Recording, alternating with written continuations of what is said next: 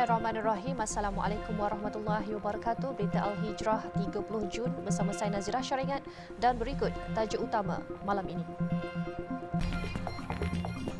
Hadapi ancaman dengan perpaduan.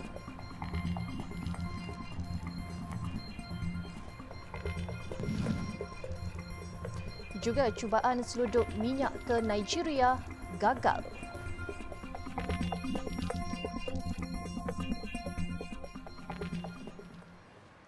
Kesatuan ummah perlu dijadikan keutamaan dalam menangani isu ancaman terhadap kesucian Islam sejak akhir-akhir ini. Perdana Menteri Datuk Seri Ismail Sabri Yaakob berkata, perpaduan tersebut perlu berpandukan ajaran Ahlussunnah wal Jamaah agar pendekatannya selari dengan kehendak agama, iaitu bersifat sederhana dan memberi rahmat kepada sekalian alam. Umat Islam perlu disedarkan bahawa usaha merealisasikan perpaduan ini perlu merentasi tembok pelbagai aliran pemikiran dan ideologi. Tumpuan utama adalah kemaslahatan ummah serta menolak fahaman pelampau dan ekstrim. Justru, semua umat Islam dan ilmuwan Islam perlu berbincang, bermuafakat, bersatu dan mengembeling pemikiran masing-masing bagi menghasilkan penyelesaian kepada cabaran yang dihadapi umat Islam seluruh dunia. Tambahnya, konsep tasamuh atau toleransi juga diperlukan dalam kehidupan berbilang kaum dan agama selari dengan pendekatan keluarga Malaysia. Selain itu, umat Islam disaran agar kembali kepada tuntutan agama dalam menyelesaikan salah faham agar ia dapat diselesaikan dengan berhemah. Beliau berkata demikian ketika merasmikan Persidangan Ulama Asia Tenggara 2022 di Petaling Jaya. Persidangan yang julung kali diadakan itu disertai 1,200 peserta dan 26 penceramah dari 17 negara. Ia bertujuan mencari kesedaran bagi menghadapi ideologi ekstremis dengan meningkatkan kerjasama dan perpaduan di samping merangka inisiatif dan cadangan bagi memastikan keberkesanan dan mesej persidangan tersebut. Turut hadir Menteri di Jabatan Perdana Menteri Datuk Idris Ahmad dan Setiausaha Agung Liga Dunia Islam Syekh Dr. Muhammad Abdul Karim Al-Issa. Dalam pada itu, Datuk Seri Ismail Sabri turut menyentuh isu penghinaan terhadap Nabi Muhammad di India dan menyifatkannya sebagai tindakan provokasi yang menggugat keharmonian masyarakat berlainan agama. Tegasnya, tindakan tersebut amat sensitif dan umat Islam digesa supaya bertindak balas namun perlu berpandukan kerangka tuntutan agama. Sementara itu, Setiausaha Agung Liga Dunia Islam Syekh Dr. Muhammad Abdul Karim Issa menyambut baik inisiatif kerajaan dalam meningkatkan persefahaman dan kerjasama antara negara dalam mendepani cabaran yang dihadapi umat Islam khususnya di Asia Tenggara. Katanya, Malaysia merupakan negara berbilang kaum yang menjadi contoh kepada dunia dalam mengamalkan toleransi pelbagai agama. وهذا هو سر اتفاق الجميع على أن يكون اجتماع علماء جنوب شرق آسيا في كوالالمبور. سعدنا جدا برعاية وحضور فخامة رئيس الوزراء داتو سري إسماعيل صبري، وأيضا بموافقة فخامته على إقامة مجلس لعلماء شرق آسيا ومقره كوالالمبور. Dalam pada itu, beliau berkata Majlis Ulama Asia Tenggara akan diwujudkan dengan persetujuan Perdana Menteri Datuk Seri Ismail Sabri Yaakob di mana Kuala Lumpur akan menjadi pusat urussetia majlis tersebut. Cubaan menyeludup keluar 1,100 paket minyak masak bersubsidi dipercayai ke Nigeria gagal setelah serbuan dilakukan di sebuah premis menjual alat ganti kenderaan terpakai di kawasan Bandar Baru Kelang, Selangor Isnin lalu. Ketua Polis Daerah Kelang Utara SCP S. Vijaya Rao berkata, serbuan dijalankan anggota polis daripada bahagian D4 Siasatan Jenayah IPD Kelang Utara bersama Balai Polis Bandar Baru Kelang. Operasi yang dijalankan kira-kira jam 2 pagi itu turut berjaya menahan 3 lelaki warga Nigeria berumur antara 30 hingga 40 tahun dipercayai terlibat dalam penyeludupan tersebut. Siasatan mendapati premis berkenaan beroperasi dengan lesen menjual barangan lusuh atas nama pemilik warga tempatan sejak 2015. Mereka bertindak sebagai orang tengah yang akan membeli minyak paket daripada pasaran di Malaysia sebelum menyeludup ke Nigeria. Jadi modus operandi kumpulan ini adalah dengan membeli paket minyak masak subsidi kerajaan dari orang tempatan dan dipacking semula sebelum dihantar ke negara Nigeria. Minyak masak yang diseludup ini disembunyikan dalam barang elektrik seperti cerik serta pelbagai barangan elektrik lain sebelum diseludup ke Nigeria. Polis percaya sindiket mengambil kesempatan dengan membeli minyak masak bersubsidi ini dengan harga yang murah daripada warga tempatan. Minyak masak ini kemudiannya akan dihantar dengan menggunakan kapal yang disewa dan menggunakan lesen menjual alat ganti kenderaan bagi mengaburi pihak berkuasa. Pengumuman harga siling ayam baharu RM9.40 sekilogram yang diumumkan kerajaan semalam mendapat reaksi berbelah bahagi dalam kalangan peniaga. Tinjauan berita Al-Hijrah di Pasar Besar Cabang 3 Kuala Terengganu mendapati rata-rata peniaga berasa bimbang jika tidak mampu mematuhi harga siling baharu terbabit. Rata-rata peniaga memilih untuk menunggu harga borong baru yang akan ditetapkan pemborong menjelang pelaksanaan harga siling baharu berkenaan esok. Salah seorang peniaga Said Muhammad Zuhaimi Said Abdullah berkata, harga dikenakan pemborong pada masa ini sudah sedia tinggi iaitu antara RM8.70 hingga RM9.50 sekilogram. Pemborong pun kena ada mai panas juga. Harga mana kita ni boleh kawal harga kita lah. Mana dah sakit untuk pembeli juga. Gitu je lah. Sekarang ni berapa kita dapat harga borong? Sekarang ni harga borong sekarang ni kita boleh RM8.7. RM8.7. Mana kita boleh jual lah. Mana RM10.5, RM10.11. Sekarang. Lagi tak tahu lagi lah macam mana harga pula. Seorang lagi peniaga, Wali Rizwan Abdul Manan pula tidak menolak kemungkinan terpaksa mengenakan caj memotong ayam dan plastik bagi menampung kos operasi. Wali Rizwan memberitahu sebelum ini caj tersebut masih belum dilaksanakan oleh peniaga di Pasar Cabang 3 berkenaan.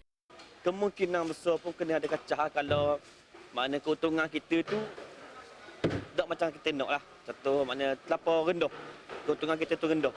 Mana nak cover balik barang-barang kita ni macam air batu plastik tu mana tak mampu nak buat pasti kena buat cah macam pasal-pasal lain Jika harga borong tinggi. Ya, jika harga dari borong tu mari tinggi dah.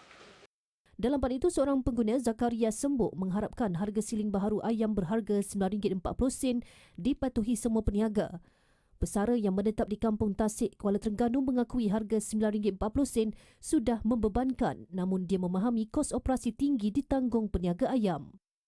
Kita sepatutnya pantau benda ni dah lama dah. Tapi ialah dengan kenaikan harga makanan apa semua, peniaga pun terbeban juga. Lebih-lebih lagi dengan ekonomi kita yang semakin teruk dah sekarang ni. Jadi kalau harga siling ni kekal sehingga ekonomi pulih, baguslah. Kita harap penjual tetap harga ni. Kalau boleh tetap harga ni lah, harga siling. Kerajaan semalam mengumumkan harga siling baharu ayam mulai 1 Julai ini menggantikan RM8.90 sekilogram sebelum ini. Kementerian Perdagangan Dalam Negeri dan Hal Ehwal Pengguna sebelum ini membenarkan peniaga mengenakan caj sampingan seperti memotong ayam asalkan tidak keterlaluan.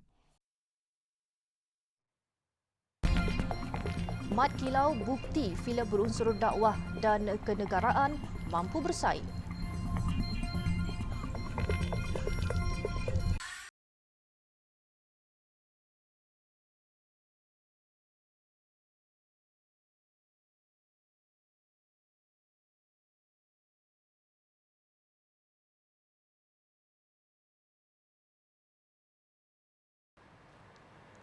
Laporan Haji 1443 Hijrah.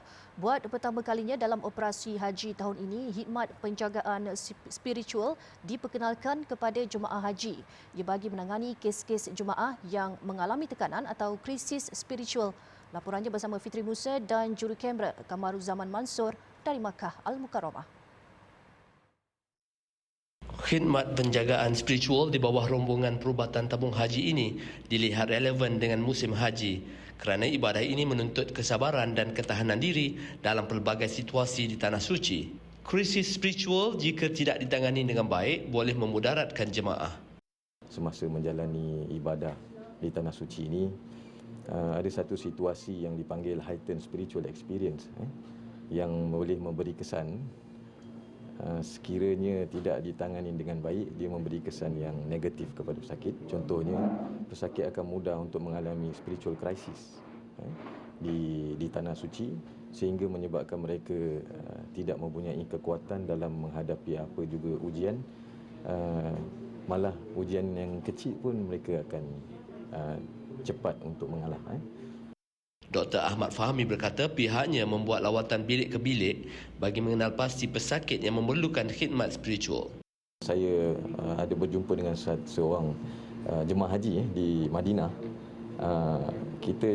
Kita buat ziarah ke bilik-bilik, tetapi kita jumpa pesakit jemaah ni berada di luar bilik sedang menangis. Tetapi bila kita tanya, dia kata, doktor, saya tak tahan duduk dalam bilik bersama dengan saya punya teman sebilik ni kerana dia telah menyusahkan saya sehingga saya tak dapat menjalani ibadah saya dengan baik. Jadi saya rasa ini satu perkara yang malang untuk saya. Jadi ini adalah persoalan spiritual. Dia merasa bahawa ujian yang datang kepada dia menyebabkan dia di Tanah Suci ini menyebabkan dia terhindar daripada pelakuan ibadah, sedangkan itu adalah satu peluang yang besar kepada dia sekiranya dia melihat daripada perspektif spiritual yang betul. Katanya aspek spiritual jika diberikan perhatian sewajarnya, pesakit yang dibimbing akan memperoleh sumber kekuatan menghadapi situasi mencabar. Fitz Musa dan juru kamera Kamaruzzaman Mansur, Makkah Al-Mukarramah. Menjelang ibadah korban pada tahun ini, kebanyakan masjid dan surau telah menutup penyertaan ibadah itu. Justru Izi Kurban menawarkan penyertaan saat akhir kepada orang ramai. Ketua Pegawai Eksekutif Izi Kurban Ahmad Fazrullah Hasanuddin berkata, pihaknya juga komited membantu peserta dan bersedia menerima gelombang penyertaan yang besar pada saat-saat akhir ini. Ia termasuk kesiapsiagaan aspek penambahbaikan sistem pengurusan dan kecekapan sistem pendaftaran. Izi Kurban yang ditubuhkan pada tahun 2007 mengkhususkan kepada perkhidmatan korban dan akikah di dalam dan luar negara dan telah melaksanakan ibadah korban di 38 negara termasuk di negara bergolak, minoriti Islam dan kem-kem pelarian antarabangsa antaranya di India, Bangladesh, Sri Lanka, Uganda, Chad, Kenya dan Burkina Faso. Menurut Ahmad Fazrullah, penyertaan ibadah korban di Malaysia bagi tahun ini akan dilanjutkan sehingga 9 Julai, iaitu sehari sebelum Aidiladha, manakala korban di luar negara akan dibuka sehingga 11 Julai, iaitu pada hari raya kedua. Hari raya pertama tu, kalau kita pergi masjid surau tengok orang dah korban kita belum buat, masih boleh datang ke Izi Korban bagi membuat pendaftaran korban buat kereta korban. Manakala untuk dalam Malaysia kita tutup sehari sebelum raya. Sehari sebelum raya tu kita dah tutup untuk dalam Malaysia, tapi untuk luar negara kita tutup sehingga hari raya kedua, insya-Allah. Tambah beliau, sambutan peserta ibadah korban pada tahun ini kembali memberansangkan berbeza ketika pandemik COVID-19. Pihaknya menyasarkan 10,000 ekor sembelihan lembu dan kambing dalam dan luar negara. Izi Kurban yang beribu pejabat di Batu Caves membuka penyertaan ibadah korban luar negara dengan harga RM320 satu bahagian lembu dan RM580 seekor kambing. Manakala bagi korban dalam negara RM750 satu bahagian dan RM1,199 bagi seekor kambing. Sementara itu, rata-rata peserta korban yang ditemui berkata menggunakan khidmat Izi Korban merupakan alternatif yang mudah untuk diakses melalui pelbagai platform selain menawarkan perkhidmatan dengan harga yang berpatutan. Harganya berpatutan, lebih kurang sama dengan sesuatu yang lain kan. Dan mudahlah untuk kami buat secara tunai ataupun online. Saya boleh memilih untuk datang sini sebab lebih mudahlah kan. Dan saya berpuas hati dengan apa pelaksanaan Izi Korban yang dilaksanakan oleh mengikut apa maklumat yang dibagi oleh Izi Korban. Saya berpuas hati dengan harga yang dimaklumkan. Menurut Ahmad Fazlullah, tahun ini Izi Kurban telah menerima pengiktirafan MSISO 9001-2015 Sistem Pengurusan Kualiti dan MS 1900-2014 Sistem Pengurusan Kualiti Berasaskan Syariah. Buat anda yang berminat untuk melaksanakan ibadah kurban, boleh layari laman web dan sosial media seperti yang tertera, dan untuk maklumat yang lebih lanjut boleh hubungi di nombor seperti yang tertera. Berjaya meraih kutipan lebih 20 juta ringgit selepas seminggu ditayangkan di Pawagam, filem Mat Kilau kini menjadi satu fenomena filem bertaraf antarabangsa yang menekankan unsur agama Islam serta semangat sayangkan negara. Menteri di Jabatan Perdana Menteri Hal Ehwal Agama, Datuk Idris Ahmad berkata, kejayaan ini bukti filem berunsur agama dan patriotik mampu bersaing seiring dengan filem-filem lain. Artinya masyarakat kita boleh menerima.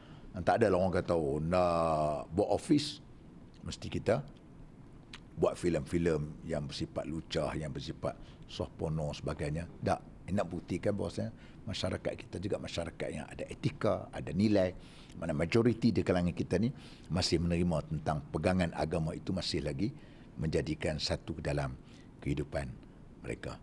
Beliau berkata demikian ketika mengadakan pertemuan bersama tim studio kembara, barisan pelakon dan penerbit filem Mat Kilau di Putrajaya hari ini.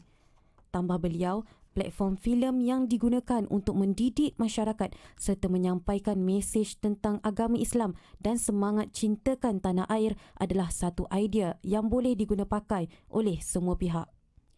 Sementara itu, penerbit dan pengarah urusan studio kembara Abdul Rahman Mat Dali berkata, kejayaan filem Mat Kilau memberikan semangat untuk menerbitkan lebih banyak filem yang berunsurkan agama dan kecintaan kepada negara. InsyaAllah memang studio kembara memang ada misi untuk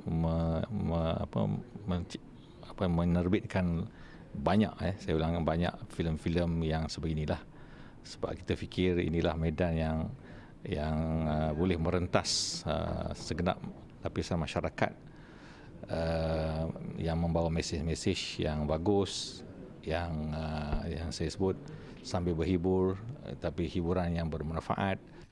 Dalam pada itu, pelakon filem Mat Kilau Ali Karimi menyifatkan mesej yang disampaikan dalam filem ini adalah amat berbeza berbanding dengan filem lain. Filem ni dia sangat action pack. Dan saya rasa kalau sesiapa yang tengok, dia tak akan sempat pun untuk, macam orang kata, tarik nafas. Dia laju, dia pace dia laju. Dan mesej yang pertama ialah mesej yang disampaikan ni sangat berbeza dan sangat penting untuk semua rakyat Malaysia. Itu yang sebenarnya sangat berlainan. Dan hasil daripada pengarah itu sendiri adalah Syamsul Yusof, membuatkan cerita ini lebih menarik dan sesuai untuk semua lapisan masyarakat. Sementara itu, bagi menghargai jasa anak seni, Menteri di Jabatan Perdana Menteri Hal Ehwal Agama Datuk Idris Ahmad memaklumkan pihaknya akan menganjurkan Majlis Anugerah Media Islam pada awal tahun depan. InsyaAllah, saya telah pun mengarahkan mungkin kita akan sohlonnya mungkin dalam ujung tahun ni, dan mungkin anugerahnya mungkin kita akan buat awal tahun depan insyaAllah. Dan mungkin kita buat dalam bentuk satu lagi, dalam bentuk kita akan wawarkan juga dalam bentuk seminar. Kita nak wujudkan, nak berikan satu kesedaran kepada masyarakat tentang keadaan apa yang dikatakan seni Islam dan juga media Islam, seni, drama, benda-benda silat sebagainya. Itu benda-benda yang akan kita bincangkan bersama dan akhirnya kita akan memberikan satu anugerah. Menurut beliau, Jabatan Kemajuan Islam Malaysia JAKIM telah diamanahkan sebagai sekretariat anugerah ini. Anugerah Media Islam yang dijadual berlangsung Januari tahun hadapan bakal mengiktiraf karya-karya kreatif yang berunsurkan Islam. 400 peserta wanita terdiri daripada golongan belia B40, orang kurang upaya OKU dan orang asli diberi peluang untuk mendapat pendedahan awal untuk memulakan perniagaan menerusi program Women Beautypreneur. Program itu dianjurkan dengan kerjasama SME Corp. Menurut Ketua Pegawai Eksekutif SME Corp Rizal Naini, perusahaan mikro, kecil dan sederhana PMKS harus mengambil peluang daripada pelbagai inisiatif dan program yang ditawarkan oleh pelbagai kementerian dan agensi kerajaan selain memanfaatkan segala fasiliti perniagaan yang disediakan bagi mengembangkan lagi perniagaan masing-masing ke tahap yang lebih tinggi. Dan program Microconnector telah membuktikan usahawan-usahawan telah dilahirkan dan dapat menjana pendapatan melalui aktiviti keusahawanan, dan suka saya menyatakan di sini sehingga tahun 2021 kita telah melahirkan sebanyak 19,171 usahawan-usahawan daripada program Microconnector yang merupakan daripada golongan inklusif, termasuklah golongan ataupun kaum wanita. Dalam pada itu, Ketua Pegawai Eksekutif Akademi Diana Sofia berkata, pelbagai kemahiran yang disediakan untuk peserta termasuk solekan, bridal, rias kuku dan rawatan muka. Peserta turut didedahkan dengan etika profesional dan latihan pemasaran untuk meneruskan langkah dalam bidang perniagaan. Kita wanita, bila kita ada seorang guru, kita ada kemahiran dan ada berkehendak dan minat dalam bidang yang kita ceburi, insya-Allah benda tu akan jadi, dan anda perlu ada seorang mentor yang anda boleh ikut. Yang paling penting adalah kita ada pentarafan dan kita ada CJ kemahiran yang diiktiraf supaya kita boleh lebih pergi jauh. Sejak program Microconnector mula dilaksanakan pada tahun 2019 sehingga Disember 2021, 19,171 peserta termasuk perusahaan mikro dan individu dari komuniti inklusif telah menerima manfaat dengan jumlah bantuan bernilai 11 juta ringgit. Ibadah korban merupakan ibadah sunat yang amat dituntut dalam Islam. Pelaksanaannya juga memerlukan penghayatan yang amat tinggi. Laksanakanlah ibadah korban sebagai satu tanda ketaatan kita kepada Allah Subhanahu Wa Taala. Bersama-sama Aman Palestin menyempurnakan ibadah korban dalam menyertai kempen ibadah korban di Bumi Ambia Anjuran Aman Palestin. Layari www.jommenyumbang.com untuk penyertaan tahun ini. Bangkit, berjuang bersama. Anak Syria tawa dalam derita.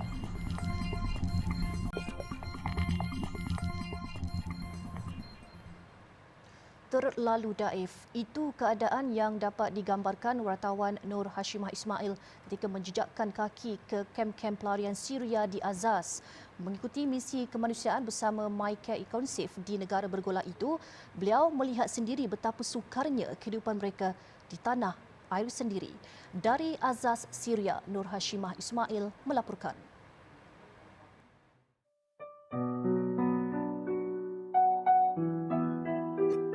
Perjalanan ke Syria bukan mudah.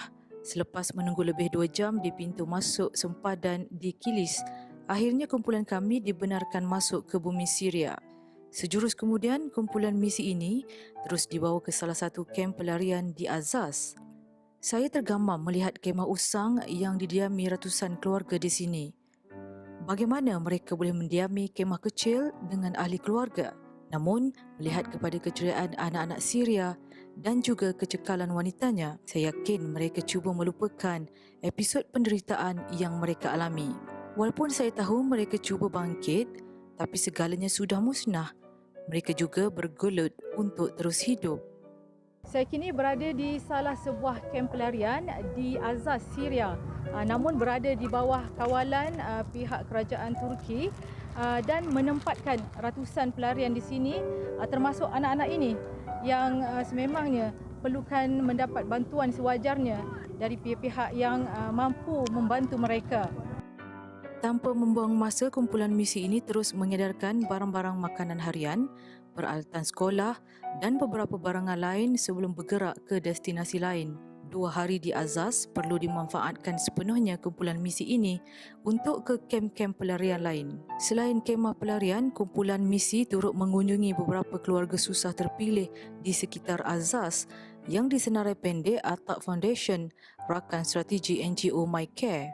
Setiap keluarga turut menerima sumbangan wang tunai kira-kira RM500 dan kehidupan mereka akan dipantau pihak Atta Foundation.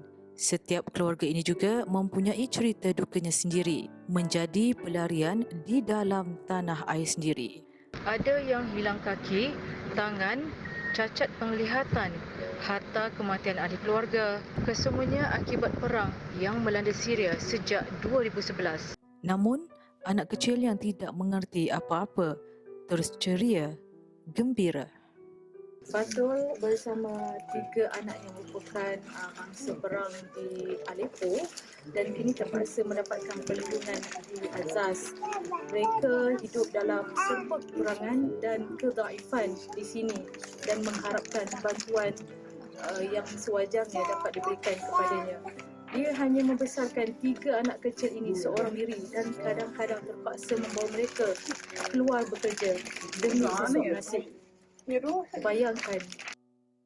Sementara itu, penderitaan pelarian tidak akan berterusan. Ia selepas NGO MyCare dengan kerjasama EconSafe melalui rakan strategiknya atau Foundation kini sedang dalam proses menyiapkan 600 unit rumah di Azaz menggantikan kemah usang. Apabila siap nanti, ia mampu menampung lebih 1,000 pelarian di sekitar kawasan Azaz. Ia dijangka siap dalam tempoh 8 bulan lagi dan kerja-kerja membinanya sedang giat dilakukan. Setiap keluarga pelarian terpilih akan mendiami rumah itu secara kontrak selama 2 tahun. Selepas kehidupan sudah stabil, mereka perlu mencari perumahan lain untuk diberi pula kepada pelarian lain. Perkampungan ini nanti turut dilengkapi sekolah yang dibina MyCare EconSafe. Teruskan menyalurkan sumbangan untuk pelarian di Syria. Ditabung dana kemanusiaan yang diletakkan di pintu keluar 88 cawangan EconSafe di seluruh negara yang diuruskan sendiri MyCare demi kelangsungan kehidupan pelarian Syria yang menunggu penuh harapan. Laporan Nur Hashimah Ismail dan juru kamera Zamir Zulkifli, Azaz, Syria. Umat Islam di Arab Saudi bakal menyambut Aidiladha pada 9 Julai ini selepas anak bulan dilihat di Balai Cerap Tamir Riyadh. Manakala Hari Arafah yang juga kemuncak ibadah haji ditetapkan pada Jumaat hari ke-9 Zulhijjah bersamaan dengan 8 Julai. Ibadah haji akan bermula pada hari ke-7 Zulhijjah 6 Julai dan berakhir pada hari ke-11 bulan itu iaitu 10 Julai. Bagi umat Islam yang tidak berpeluang menunaikan ibadah haji, disunatkan untuk melaksanakan puasa Arafah pada 9 Zulhijjah. Sementara itu, Malaysia, Indonesia dan Brunei mengumumkan sambutan Aidiladha pada 10 Julai. Kira-kira 1 juta umat Islam berpeluang menunaikan rukun Islam kelima itu tahun ini berbanding 2.5 juta sebelum pandemik COVID-19 melanda. Sekian berita Al-Hijrah. Jangan lupa ikuti kami di pelbagai platform media sosial seperti Facebook, Instagram, Twitter, YouTube dan TikTok. Dan jangan ketinggalan layari alhijrahnews.com untuk lagi berita-berita pilihan dan eksklusif. Saya Nazira Syaringan. Assalamualaikum dan selamat malam.